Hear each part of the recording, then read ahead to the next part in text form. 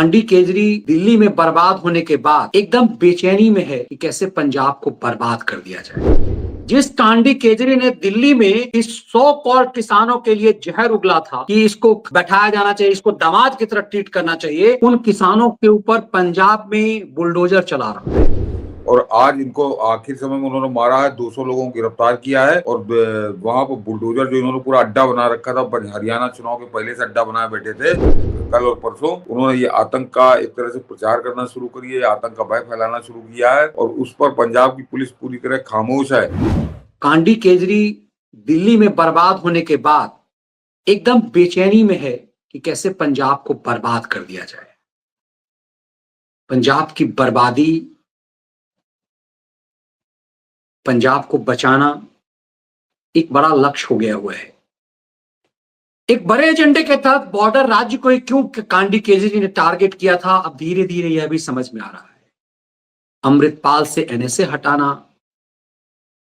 और उसके बाद पंजाब नित 80 के दौर के तरफ जाना, ये पूरा खेल केजरीवाल का है। केजरीवाल जब तक हमेशा के लिए अंदर नहीं गया तब तक स्थिति भयावह बनी रहेगी। जितना सॉफ्ट ये लगता है बौना 36 नंबर के शर्ट के लायक के बदले 46 नंबर शर्ट पहन करके जो झूल मचाए हुए है, उसके षड्यंत्र को इतनी आसानी से खत्म नहीं माना जा सकता। इन तमाम चीजों पे समझेंगे। सतीश जी जुड़ रहे हैं हमारे साथ। सर नमस्कार। नमस्कार मनीष जी, दर्शकों को भी नमस्कार। सर, पंजाब में जब गद्दी पर बैठा था भगवंत मान, तो आपने उसी दिन कहा था कि ये पंजाब खून के आंसू रोएगा। कमाल की बात है कि पंजाब खून के आंसू तब भी रोने की स्थिति में आ चुका हुआ था जब वहां पर एक ऐसे चन्ना चन्नी को बैठाया गया था, तो लगा कि पंजाब जैसे राज्य को एक ऐसे व्यक्ति के हाथों कांग्रेस ने सौंप दिया। लेकिन आज चन्नी तो बेहतर नजर आ रहा है। पंजाब में सोचिए, अमृतपाल से एनएसए हटाना, अब जो तस्वीरें आ रही है, जिस कांडी केजरी ने दिल्ली में इस 100 करोड़ किसानों के लिए जहर उगला था कि इसको बैठाया जाना चाहिए, इसको दामाद की तरह ट्रीट करना चाहिए, उन किसानों के ऊपर पंजाब में बुलडोजर चला रहा है। तो समझिए कि दिल्ली में दरअसल अराजकता का एक खेल कितना खतरनाक था। अब तो ये भी घेरा ही तस्वीर आई इन्होंने है कि केजरीवाल के भरोसे था मनीष जी, केजरीवाल के ही भरोसे घेरा था। हरियाणा में भाजपा की सरकार थी, दिल्ली में केवल इनकी सरकार थी, उत्तर प्रदेश में भाजपा की सरकार थी। तो ये अच्छे से जानते थे, इनको पूरी उम्मीद, पूरा सहारा केजरीवाल नहीं दिया था, उसी ने बसाया। महीनों कैसा नंगनाच चला सब जानते हैं। और उसके बाद जब अभी हरियाणा के चुनाव से पहले किस तरह से पंजाब में ये लोग उछल कूद करते रहे, कैसी नंगाई चलती रही, ये भी सबने देखा है। लेकिन आज जो सीन नजर आया, तो अभी 2-3 दिन से उसने पिटवाना शुरू किया था। इनने जो तथाकथित अपने आप को किसान कहते हैं, इनके ऊपर पुलिस का डंडा चलने लगा था बहुत बुरी तरीके से। और आज इनको आखिर समय में उन्होंने मारा है, 200 लोगों को गिरफ्तार किया है। और वहां पर बुलडोजर जो इन्होंने पूरा अड्डा बना रखा था, हरियाणा चुनाव के पहले से अड्डा बनाए बैठे थे, वहां पे बुलडोजर रौंद रहा है पंजाब पुलिस का। जरा ये गौर करिए दर्शक, इसको देखें, ये इसके बड़े मायने हैं। ये सब इनका उजाड़ दिया कि डोरा डंबा है, अपना सब हटाओ। और 200 किसानों को गिरफ्तार करके ले गई है अपने साथ पुलिस। तो उनका कोई ठिकाना नहीं कि वो कहाँ गए होंगे, क्या उनके साथ हो रहा होगा, पुलिस उन पर कैसा उनके साथ व्यवहार कर रही होगी। तो ये बात मनीष जी जरा दूसरे तरीके से इसको समझने वाला है कि अभी तक ये इन किसानों को दामाद बनाकर इसने दिल्ली में इनकी खातिर की थी, महीनों खातिर की थी। और आज ये ऐसा क्या हो गया कि इनको बस लठ चला के इनका सब उजाड़ दिया इसने, लगा के बुलडोजर। और ये केजरीवाल की सरकार कर रही है जो वहां आम आदमी पार्टी की है। तो उसका मूल कारण वही है। इसको देखकर दर्शकों से कहूंगा कि बहुत खुश मत होइए। ये नजारा ये बता रहा कि पंजाब में कैसी गजब की अराजकता लगातार बढ़ती चली जा रही है। ये वो लोग हैं कि अभी 3-4 दिन पहले इन्होंने आदेश किया कि वो अमृतपाल जो बंद है, पंजाब का खालिस्तानी आतंकवादी, आसाम के डिब्रूगढ़ जेल में, उसके ऊपर से हम उसको एनएसए हटाकर उसको पंजाब में लाएंगे। बहाना बना रहे हैं कि उस पर मुकदमा चलाएंगे। मुकदमा नहीं चलाएंगे, मुकदमे का नाटक करेंगे, नौटंकी करेंगे और उसको फ्री हैंड ये देंगे।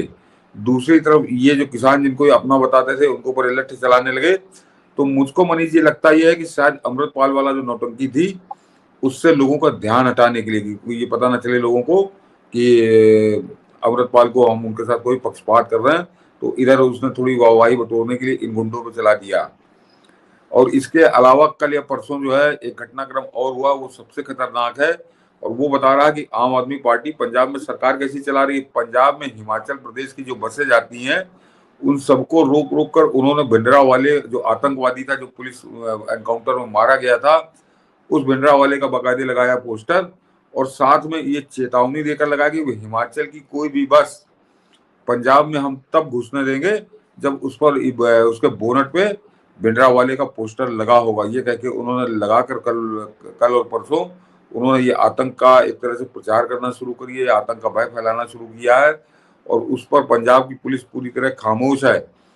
तो वहां पर केजरीवाल और भगवंत मान की जो लड़ाई चल रही है मनीष जी, सीधी सीधी बात यह है, और एक दूसरे को मात देने के लिए वो देश को मात देने पर उतारू हो गए हैं।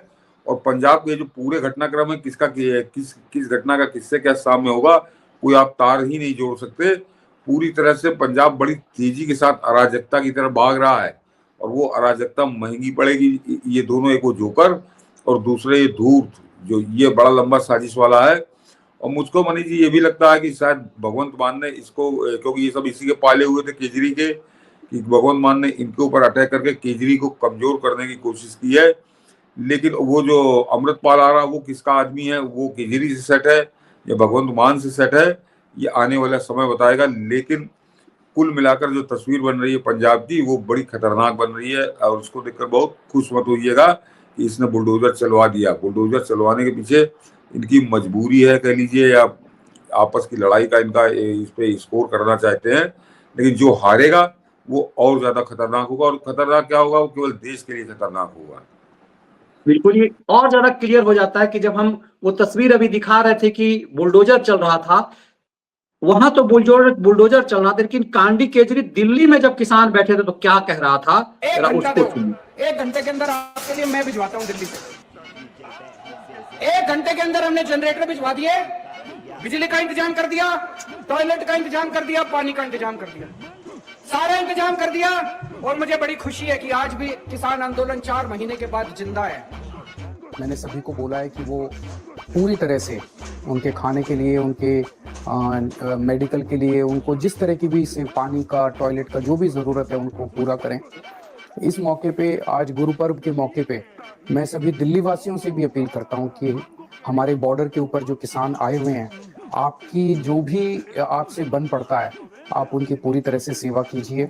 ये किसान हमारे किसान हैं, हमारे देश के किसान हैं, और जिस देश का किसान दुखी है वो देश कैसे आगे बढ़ सकता है। तो हमें पूरे तन मन धन।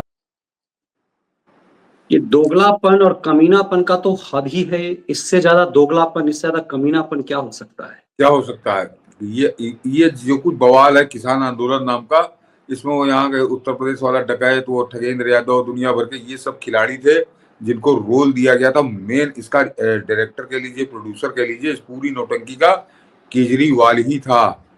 क्योंकि उसके बाद इसको दिल्ली में चुनाव होने थे, तो चुनाव के समय इसने कैसा बना रखा था, और ये क्या इसके आका थे जिन्होंने पहले शाहीन बाग में कैसा बवाल मचा रखा था, दिल्ली बॉर्डर में कैसा बवाल मचा रखा था, क्योंकि चुनाव होने थे तो केंद्र सरकार को कैसे कमजोर किया जाए। और अब ये कैसा इसका बदला हुआ रूप नजर आ रहा है। तो ये बदला इसका रूप क्यों है, इस पर थोड़ा अध्ययन करना पड़ेगा, थोड़ा शोध करना पड़ेगा। ये आदमी अचानक नहीं बदला है, इसके पीछे इसकी कोई बड़ी साजिश है जो हम लोग को आने वाले दिनों में पता चलेगी। बिल्कुल, इसीलिए मुझे लगता है कि आप किसी नेता को सजा देकर जेल भेज सकते हैं। केजरीवाल जैसे नेता को सिर्फ जेल भेज करके उसके कर्मों का